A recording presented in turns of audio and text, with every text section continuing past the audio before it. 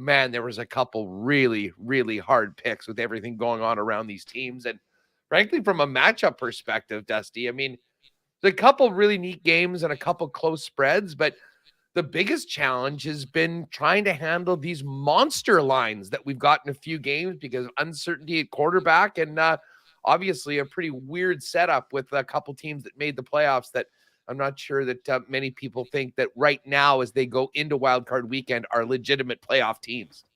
Yeah, not a more difficult weekend than I thought. And I kind of ended up staying on a lot of the games that on Tuesday or Wednesday. I was like, I think this is where I'm going to be going. I think this is where I'm going to head. But we'll talk about it as we work our way through it. Jake is going to join us from Coolbet as well. He is going to pop by. If you were watching on Twitter, I did have to quickly restart the Twitter stream just to make sure we got the YouTube stream going, but all the streams are going fine right now. If you were watching both on YouTube or on Twitter and you want to comment, what's your best bet of the weekend for Wildcard Weekend, you can do that as well. And if you are watching right now, make sure you subscribe to the podcast, the Lock Shop podcast on all of your podcasting platforms. And yeah, we can get to that. I want to get to this before because we got a fun little thing we're gonna do here during the playoffs again in the National Football League. But I got a buddy, rivalrings.com. So fantasy football. We talked about it. Our champion of the Lock Shop Fantasy Football League is gonna get his choice of either gold or silver. Now let me show these rings. These rings are going right now for $49.99 Canadian. Rivalrings.com. So if you won your league and you want to treat yourself, go check it out. Rivalrings.com. And they're pretty sweet. They come in silver and gold. And they come in a nice little packaging. Dude, it's worth the $50 just to show up at the draft next year. Look at that. To stunt on them. Oh, those are phenomenal. Yeah, don't mind my fingernails. But roll in. Yeah, I would say I know fantasy football leagues have wrapped, but treat yourself. If you won your league, take $50 of the winnings and get one of these bad boys and roll into the draft next year on that. That is absolutely gorgeous. So well, that's listen, good. And rolling into the draft next year, you'll have to wait. But trust me, if you have any issues meeting, women or anything like that, you put on that fantasy championship ring and roll into the bar for a night. I mean, you may need security, personal security to beat them off. But when people see that you're a champion of fantasy football, they know you're going places. They know you've got it together. And then we got this. This is the next level. You can also get this. Now, Huss and I are going to compete for this in the playoffs. Whoever has the better record in the playoffs will get to wear the championship chain, essentially. Now, these are not available yet, but they will be available. They just ordered them, rivalrings.com. And this is what everybody's doing now, right? It's not one of those big hats, but look at this. Look at this chain. And it comes with the old fantasy champion. So you roll into your draft next year like this. Like this is awesome. And I don't think there's a lot of these types of products out there. So this is good. So this will be up for grabs with our picks in the playoffs, Huss, and whoever has the better picks will get to wear this for the rest of the spring. Nothing more that I want in my life than a chain with a memento of great picks in the Lock Shop. Those are great. The rings and I mean, you've seen those chains everywhere now. Yeah. I imagine JBM would love to get his hands or maybe to get his neck inside one of those excellent chains. Yeah. This is great because this isn't even available yet. They just gave us this one to use for our playoffs, and then they'll be available, I think, in like early March at rivalrings.com. So, I can't wait. Now I'm going to lose more sleep over picks. $50 for those rings. And you can just roll into the draft next year and kind of do one of these to your buddies. Flash it out. Don't say anything. Oh, that's phenomenal. I do like that. That's good. So yeah, check those guys out. And we've been partnering with them in the fall on some stuff too. So make sure you watch for that. Kind of fits the bill with what we're doing here with the Lock Shop, with fantasy throughout the season, and of course the betting right now. We're going to bring in Jake Bolin Moss right off the top, see what he's thinking heading into the weekend. And then we'll give you our picks as well. Like I said, if you're watching on YouTube, over on Twitter, and you want to chime in, feel free to do that. Jake, how you doing today, buddy? Nice hat. Speaking of chain guys. Yeah. Well, I heard Huss mention the chain. I ran over. Oh, look at this. Is that a Patriots chain? I knew it. Yeah, I'm not too proud of them right now, though. So I'm gonna How was the game in Buffalo last weekend? Probably a little different considering DeMar Hamlin and everything. From everything I saw, the atmosphere a little different maybe than a normal Bills-Patriots game. Yeah, no, it was definitely a little different, but kind of amazing what happened, with the first play of the game is the kickoff return for a Yeah. touchdown, and just the way it started. And I don't know, you can't really explain it, right? It was just like all that went down, and then obviously to hear that he was doing a lot better, and I'm sure they're going to bring him out to one of these games. I assume they'll get past this first one, but they're going to bring him out for sure at some point during the playoff run. So we'll see. The place will go nuts. Absolutely. Oh, it'll, absolutely nuts. Yeah. It'll be crazy. It'll be crazy. I mean, he's out. I mean, he's been released now. I'm not sure whether he's kicking it around the facility at all just to be with his teammates, but you're right. The emotional boost the Bills are going to get when he is around that team for one of those playoff games, that might be worth a couple touchdowns itself, to be perfectly honest, because it did seem, Jake, like there was some divine intervention with that game last week with everything that happened going the Bills' ways, especially on special teams.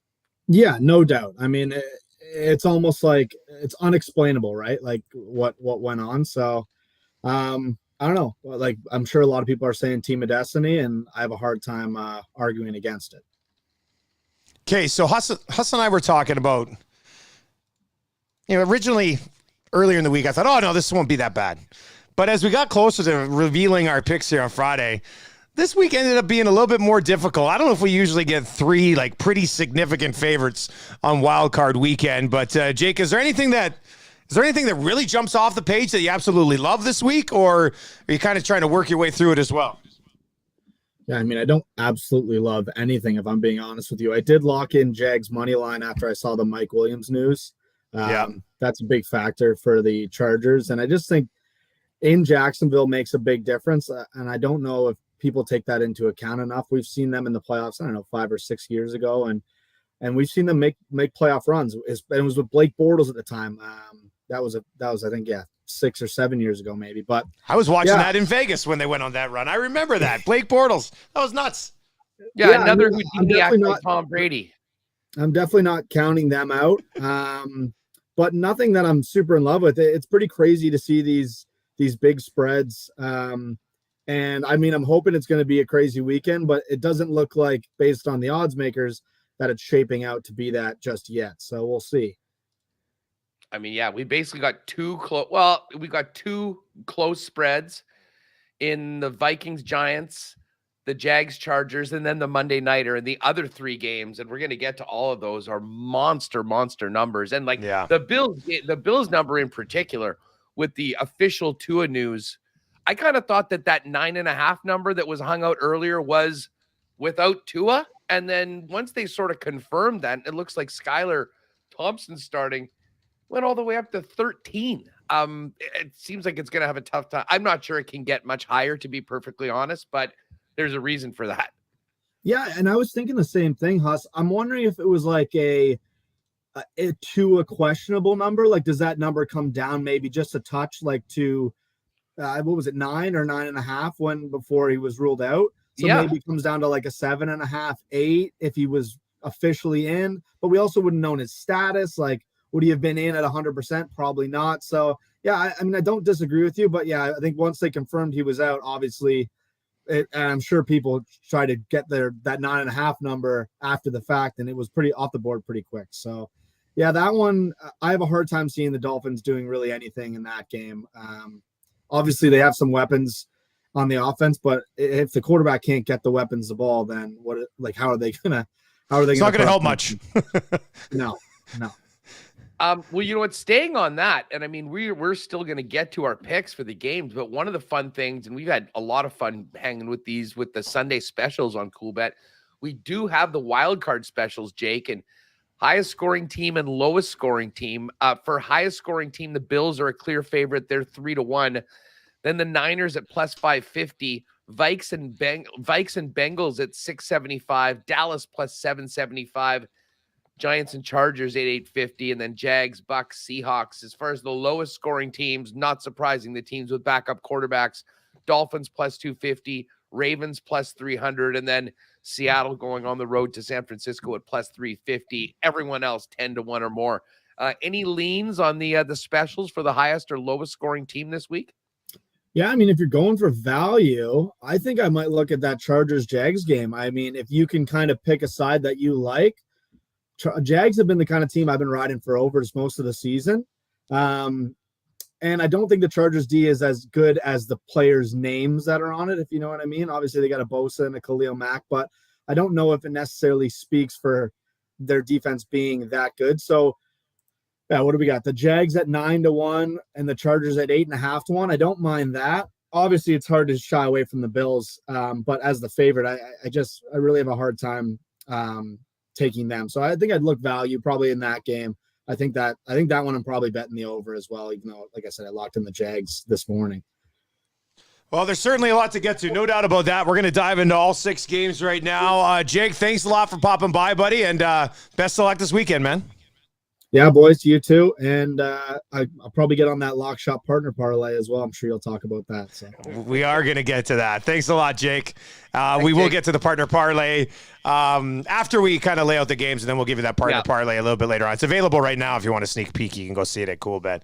And kind of sums up the tough week that we've got here, that partner parlay, I think, a little bit. So we will get into that as well. But Huss, let's dive into it. We've got lots of games to discuss, and we'll go game by game here as well.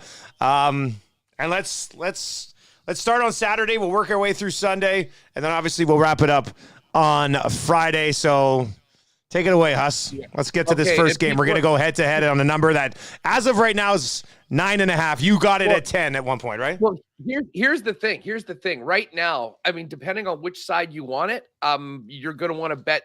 Basically, right now, if you pull it up, it's San Fran minus 9.5 at minus 111. And it's the exact same thing, minus 111 on Seattle plus 10. The opposite sides are minus 105. So to me, if I can get the extra half point to get it to 10 for only going from minus 105 to minus 111. So essentially, if you're taking the Niners, take it to the minus 9.5. If you're taking the Seahawks, take it plus 10. Listen, people are probably surprised because I have been riding the Niners every week, the Niners. I think, in this show for the last 6 weeks. And listen, I still think the Niners, to be honest, are the class of the NFC. However, there's a couple things. First of all, we cannot forget that this is Brock Purdy's first playoff game. They're going up against a division rival that know them very, very well. Pete Carroll, there's not a lot that I think the Niners are going to bring at Pete Carroll that he won't be prepared for or ready for. Now, I still think the Niners are way better than the Seahawks, but I do think that could play into a relatively tight game. And here's something that I just can't get past. This is the forecast for tomorrow afternoon in Santa Clara, California. Steady rain early, showers with perhaps a rumble of thunder developing in the afternoon, potential for flooding rains, high of 59 Fahrenheit, and the winds 15 to 20 miles an hour, chance of rain 100%. This sounds like this is going to be a slog, and this is going to be a terrible, terrible game when it comes to the kicking game. To be honest, I think my favorite bet right now of the entire weekend is the under in the Seattle-San Francisco game. And I can tell you that of all the picks that I've made, that I think is the biggest one that I've made right now. Listen, I think the San Francisco 49ers win this game, but it wouldn't at all surprise me if we're getting to halftime and we're talking about a game that's like 7-0. Look, the Niners, I think, are going to do what they have to do to win. Listen, if Purdy makes a rookie mistake that can flip the field right away, I mean, I think that's something that Seattle can take advantage of. The bottom line is, I think that McCaffrey's, and I think McCaffrey's the most important player on that San Francisco offense right now. But I mean, with the wind and the rain, I think that nullifies some of the passing game, which has been so good designed by Shanahan, even with the rookie quarterback in there. And, if it is a slog, if it is raining all day and they pretty much know what's coming, I think this becomes a bit of a field position and punting battle at a time. Now, San Francisco defense, obviously completely elite. They could turn the ball over and maybe that ends up, turning this over. But I'm leaning on the under. And with a divisional game, rookie quarterback, terrible conditions, I have to take the underdog. I guess, listen, I'm still on the Niners to win the NFC. And I think maybe this will be a test that they will pass and Brock Purdy will pass. That'll make them better for it going forward. I just have a real hard time laying that number right now, especially when you consider what the conditions are going to be like tomorrow. It's in Santa Clara. Conditions do concern me a little bit, but these are just two teams on such different levels. Just such different levels. Like the Seattle Seahawks team that we've seen play for the last 2 months, they're not a playoff team. The Seattle Seahawks team that started the season is the team that got them to the playoffs. The team that down the stretch in the last 2 months, go back to November 13th. They've won 3 games. 2 of them were against the Rams. 1 of them was against the Rams with their season on the line, and the Rams had nothing to play for, and they needed overtime just to beat them. Their other win was the Jets. So in the last 2 months, they've beaten the Rams and the Jets, and that's it. And on top of that, over that same 8-game stretch, they've only covered the spread once. And that was that game against the Jets. Outside of that, even their 2 wins against the Rams, they weren't able to cover the spread. So I guess when I was driving home today from my show, I was thinking about this. Because I saw we were going to go head to head on this one. And like, I'm on the Niners, but at the same time, I'm fading the Seahawks. Like, no matter who the Seahawks were playing, I would have been fading them coming into this game. Whereas the Niners, I mean, they pretty much played perfect football for 3 months now. They've won 10 in a row. They've covered the spread in 9 of those 10 games. They have been a juggernaut offensively with Purdy. The only reason I would even be hesitant on this is because of the weather that you've laid out, Huss. I mean, that could change things. But even in a weather game, I could still see them winning this game 17-6 or something along those lines, which still covers, right? Like, don't get me wrong. I mean, listen, they could shut the Seahawks out.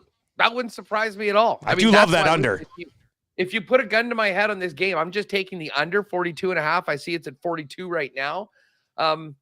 But again, there's something about these divisional games matchups, and we'll get to that with a couple of other of these games coming up a little later on. My spidey senses were tingling on this one. I still like the Niners to win. I think they get through this game, but I think this is a very different game. Everything was normal. They're playing in perfect conditions, and the Niners can do everything they would normally do. I think I would have no problem taking this number. But I think the kicking game is really going to be affected tomorrow, and we might get into a position where instead of kicking the field goal, the Niners will be more than happy on punting and trying to pin them inside the 10-yard line, let the clock run down, and listen, they just need to advance. They don't care about covering the spread, even though many of their fans were. So it's an interesting way to start it off going head-to-head. We are, however, both on the Jags, and this is another tough one right now. And Dusty, it's interesting. This line has gone from 1 to 1.5. Now it's 2.5 with some positive reports on Mike Williams. Why are you taking the home dog in this one? Well, first of all, this was another tough call. I mean, without Mike Williams, they've only played 4 games together this year. Herbert, Williams, and Keenan Allen have played 4 games together. The biggest difference maker for me in this game, a game that I'm probably the game I'm most excited to watch this weekend. I think this is going to be a very entertaining game. I'm very excited to see what Lawrence does in his first trip to the postseason. And Lawrence, you can make a case that from a passing perspective, you know, over the second half of the season, especially the last 5 weeks, the Jags offense in the last 5 weeks has been the best in the National Football League. Like, Trevor Lawrence is very much starting to find his groove. So, and I love Herbert on the other side. I think both these quarterbacks are going to be sensational. What this comes down to for me, Huss, they're at home, it's 2.5, but I think they have such an advantage coaching. I cannot back Staley right now, and I'm not too sure even how many of his players would probably back him right now. I view him as a dead man walking in this situation, and I take Peterson 10 times out of 10 in this spot. So the biggest difference maker, and this was a tough call, but in the biggest difference maker here, and I didn't even dive too much into the win when the Jags pumped him. Like, the Jags pumped the Chargers this year, and I think they were a slight dog actually going into that game. But I just think there's such a coaching advantage here for Jacksonville, man, and the fact that they're at home, that place is going to be nuts. I'm going to go plus 2.5. Yeah, and listen, you rolled all of those numbers out for what the Jags offense, and you're right, except for last week. And I mean, that basically was a playoff game. And I'll be honest, that was concerning. I mean, Trevor Lawrence missed a few wide open throws. I mean, they had to get that massive play from their defense to win that football game. That being said, I think they really dodged a bullet. I think it'll make them better for this week. I think Trevor Lawrence will be more prepared, and I think the Jags will be more ready to make something happen against a team that, defensively, we'll see what Joey Bosa's situation is and how much he can get into the backfield. I'm not sure they'll put up as much resistance, at least at the front, than the Tennessee Titans did last week. And that was a real challenge for Trevor Lawrence because he had to get rid of the football very quickly. And that forced him into some early throws that weren't where they needed to be. I remember at the end of last week, though, at the end of that game, the way they survived, thinking, I'm going to be on the Jags next week as a home dog against the Chargers in all likelihood. And I'm going to roll through with that. I think we're getting a better number right now. I am on the money line, and it's hard. I don't think it was maybe Simmons or someone said that, when you're betting these wild card games, in almost all cases, don't bet an underdog unless you think that they can win the game. Listen, that's not the case with my first pick, the Seattle Seahawks. I don't think they can win this game, but I think that it can be a low-scoring slog. I do think the Jags can win, and I am right there with you. To me, what flips me to the Jags side, listen, there is the short week for the Chargers. There is the travel across the country. All of that's an advantage for the Jags. But when it comes down to it, Doug Peterson's won a Super Bowl ring. He's done a great job with his team. And as I say, I think they can learn some lessons from last week's game against the Tennessee Titans that'll prepare them for the big stage on Saturday night against the Chargers. So I'm taking the Jags, and full disclosure, I'm really hoping the Jags win as well because as a Chiefs fan, the Chargers do scare the hell out of me. If they win this game, they are a team that, listen, that's the crazy irony about Chargers. They can look as bad as anyone, and it wouldn't surprise me. And as I say, I'm betting on them to lose. But it wouldn't shock me if we're talking about them winning this game and then having a game that goes into freaking overtime next week at Arrowhead to move on to the AFC Championship game. So we will see, but I'm with you, Doug Peterson. And if only this could be like wrestling. Can you imagine a hair versus hair match in this quarterback? Lawrence gets bro versus bro, or vice versa. Yeah. God, two very cool dudes, Hey, you lost them in the playoffs. It doesn't matter, man. We'll just be back next year. It should be. I'm very excited for a Jaguars game. It's crazy to say, but here we are. I cannot wait to watch this thing on Saturday night. Back-to-back Saturday nights in prime time in Duval. Let's go. Listen, Saturday is going to be fun. That is one of the games I'm most excited to see. However, as we get to Sunday to start things off, this noon game, biggest spread of the week, just keeps on going up. It's actually gone down 13.5 late last night, 13 right now. Bottom line is the Buffalo Bills are 2 touchdown favorites over the Miami Dolphins, or what's left of the Miami Dolphins, as Skylar Thompson leads the Fish into Buffalo to take on the Mafia. This, to me, Dusty, is I don't know how much time we need to spend on this. We know what the Buffalo Bills are capable of. We know that they're 3-1 to be the highest scoring team this week. And listen, with all due respect to Skylar Thompson, he's a third stringer for a reason. And this is an absolutely almost unclimbable hill, I think, for Mike McDaniel's team.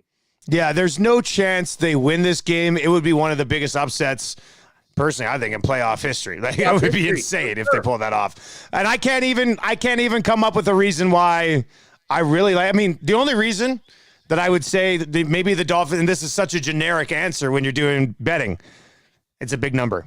That's the only thing, that there's no other justifying it. Yeah, they've got some weapons, but they're with a third-string quarterback who has no experience in these types of situations. A Buffalo Bills team that will be on a mission heading into the postseason, and this is just something that they kind of have to flick aside to move on to the next one. So, yeah, you're right. We don't have to spend a lot of time on this one. It's a big number. We talked about it a couple of days ago. We're like, will it get to 13.5? And that's when it was at, I think, 11.5 or 12.5. And it did eventually get there. And as you mentioned, Huss, it's kind of moved back the other way. But it seems to me like this is one of those situations where, hey, congratulations, Miami. You made the playoffs. You get to go out and get spanked one last time, right? The Dolphins were not good down the stretch. The Dolphins were not good on the road this season. I think Buffalo could end up winning this game by 20 plus. I honestly think they could.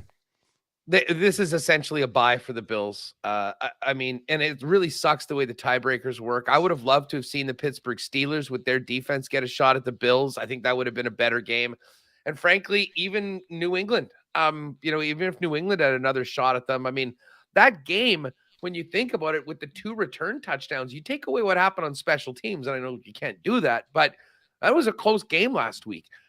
That being said, I think the Bills are back. DeMar Hamlin's going to be with the team. I think this is a huge statement game that the Bills put a flag in the ground and say, we are that team.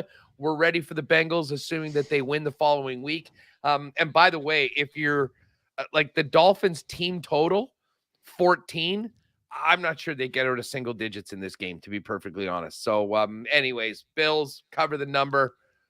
Let's move on to the afternoon. And here we go. This is another head-to-head matchup, Giants and Vikings. And it seems like you and just about everyone else are on the Giants. Nobody believes in the Vikings. And well, listen, I can understand why. Yeah, I think that's fair. Like, I have basically thrown shade and talked trash about the Vikings all season. And I just don't think the Vikings are a team that's even remotely close to what their record says they are. I mean, I still sit here today. I think Detroit. I think the Detroit Lions are a better football team than the Minnesota Vikings. I just do. I believe that. So I think I've said the Vikings have been a fraud since week 10. I can't sit here all of a sudden in the playoffs and back them against a Giants team that's basically been playing playoff football for 8 weeks now, even longer than that. Like, I love the coaching staff with the Giants. And I think I think their coaching staff, combined with the abilities of Daniel Jones and Saquon Barkley, should be able to do enough here offensively. When they played earlier in the season, not even earlier in the season, but when they played this year, the Giants outgained the Vikings by over 100 yards, and the Vikings needed a 62-yard field goal to win that game at home. So I think this is the game that all of us anti-Vikings fans or anti-Vikings folks can say, see, told you so. I think the Giants win it outright, so I'm going to take the Giants +3. You know what? It's funny. I by the numbers, the Vikings are the luckiest team in NFL history. They have won all these close games. All their metrics are terrible. But I'll tell you what. They're at home. That place is going to be bananas. And I think that there is like the Vikings are playing for pride. Like, they're probably bounced in embarrassing fashion next week. But I really do think that it's time for that offense to step up. Cousins, Adam Thielen, but in particular, Justin Jefferson, Dalvin Cook, get going and take advantage of that home field and prove some people wrong. We certainly know the Vikings can put up points. We'll see what they do defensively, but I've got more confidence in the Vikings offense than I do the Giants offense. That being said, Minnesota's defense is really going to need to step up. Fascinating game. It was a 3-point spread a few weeks ago, and everyone's going, why was this game so low? And lo and behold, that was exactly what the number is. It's the same time this week. Should be a fun game. I'm laying the 3 with the Vikes in the face of quite a bit of information. And then we've got Baltimore and Cincinnati, Dusty. And listen, I was on Cincinnati. I have Joe Burrow undefeated against the number in the playoffs. When I slept on this, I woke up this morning and realized that, okay, Huntley's going to be playing quarterback. That is not good. That's part of the reason why this number is as big as it's been. And listen, they have not been scoring points. I don't think they've hit 20 in their past 6 weeks. Nope. However, this Ravens defense, which is the foundation of their football team, is really good. The addition of Roquan Smith has completely changed how good they've been. And Joe Burrow's had a tough time. I mean, 2 of Joe Burrow's worst games this season were against the Baltimore Ravens. It's a divisional game. The Ravens live in these 13-10, 16-13 games.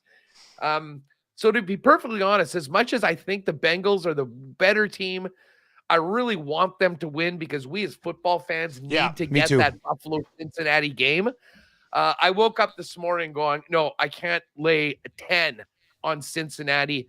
I'm going to take the Ravens plus 9.5. And as we'll get to in a minute, hopefully it's Cincinnati by a touchdown in the end. That's what we're looking for in the end. Cincinnati by a touchdown. More with the partner parlay coming up. Just quickly, I mean, I'll hit on this. We're both on the same sides of these things. You mentioned the Ravens haven't scored 20 points since November 27th. That's the last time they scored 20 points. Without Lamar Jackson, they don't score points. They also haven't allowed more than 16 in 5 of those 6 weeks. The only team that scored more than 16 on them was this team last week in a game in which the Ravens were resting a few guys to get ready for this playoff game. So they just play low-scoring games. That's how it works.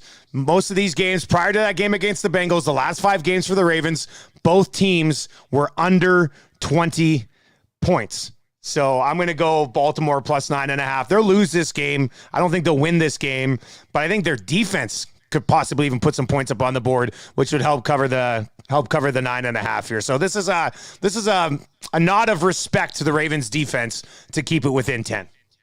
Yeah, the way I see this going, I think Buffalo is going to murder Miami. I think Cincinnati is going to have to, really work to beat the Ravens. And I think that's going to make the Bills even a bigger favorite than they maybe should be. And I think people will be sleeping on the Bengals next week. But we will get to that next week. We do have one more game, and we'll probably spend some more time talking about this on Monday. Yes, that's right. But considering we're putting all of these in here very quickly, I mean, death taxes and me betting against Tom Brady in the playoffs, I can't go away from it now. But listen, the Bucs have done nothing to convince me that they are ready for the playoffs. That being said, they're playing the Toronto Maple Leafs of the NFL, who look great in the regular season and then fall flat on their face. And listen, to the Cowboys defense, they should be at home in this game. They're the team with 12 wins. The Bucs won the NFC South, one of the worst divisions in NFL history. That being said, you can throw all of that out. I'm going to take Dallas. I think they're the better team. I do not feel confident about it. I see the Grim Reaper coming in late. I also see Mike McCarthy with that stupid look on his face on the Cowboys sideline and how he might screw things up. But I will say this, in the last number of weeks, the Buccaneers have done all of their scoring in the fourth quarter. I think 2/3 of their points in their last 6 games has been in the fourth quarter. So Cowboys' first half line might be the safest pick of it all. You can get Cowboys -1 at -111 or minus a half a point at -118. So I will throw that out there right now, but I'm going to be on the Cowboys. I'm not confident on this, and I can absolutely see Tom Brady taking a piss in the punch bowl, if you will, on Monday for all of us that think. And listen, if Dallas can win and the other favorites win, we're talking about a potential Dallas-Philly game, which would be really, really interesting. Another great divisional game in the playoffs. But they got to get there first, and it's not going to be easy taking out the GOAT. Yeah, no, I'm going to side with the best unit on the field, and that's the Dallas defense. I think Dallas defense is going to cause some major issues. And, I'm throwing last week out. Dallas last week, I'm going to throw that one out. Prior to that, they had 1 loss in the last 2 months. And that was that crazy game, 40-34, the pick 6 for the Jags to end it. Dak Prescott. Dak will need to be good in this game, but I just think the Dallas Cowboys defense is going to be good enough. Yeah, Dak Prescott absolutely needs to be better. That is the one thing that I think we can all agree on. I mean, Brady's put the team on his back in the fourth quarter a few times. But the Cowboys can run the ball if they need to. They can do that too. Right? So, that's the thing. It's not like Dak needs to do this all on his own. Exactly. But he can't be throwing picks. He can't be giving up pick sixes. He can't be spotting the other team. Holy smokes, it's late for WST. I know. Let's get to the Partner Parlay. Let's bang this out. It's plus 345. Huss has Winnipeg Sports Talk coming up right away. Buffalo -9.5. We don't have to talk about that. We're on it at -13.5. Threw it at -9.5, just inside 10 here. Cincinnati -6.5 and San Francisco -6.5. May make you think this is a little bit risky. We're going to need Cincinnati to win in a window if we're also going to cover our Baltimore +9.5. But I like it. I think Cincinnati wins that football game by a touchdown. So I don't mind the 6.5. And then I threw the Niners at 6.5 in here. Move that number down as well, Huss. You're probably a little hesitant on that one just because of the weather there, and it might be close. But San Francisco is up here, and Seattle to me is not even in the picture. So I like San Francisco -6.5 a lot. Listen, hey, these 3 teams are clearly better than their opponents all around right now. Weird things happen in the playoffs, but I do like the fact that we've sort of got 3 or 4 points on each game. little bit of a coward's parlay in a way, buying the numbers down, getting Cincy and San Fran under a touchdown, and Buffalo under 10 points at a 13.5-point game right now. So tell you what, at plus 345, they're giving us some really good value on that. And yeah, man, if we can kind of hit those middles, get touchdown wins for Cincinnati and San Fran, I'll be very happy on that. And of course, we all think the Bills are going to win. So up in the Coolbet exclusives right now, the Coolbet Partner Parlay plus 345. And don't forget, if you're looking at the 6 games, go to the bottom. They do have the wild card exclusives with some pretty neat numbers on the highest scoring team and the lowest scoring team that you can get over at Coolbet.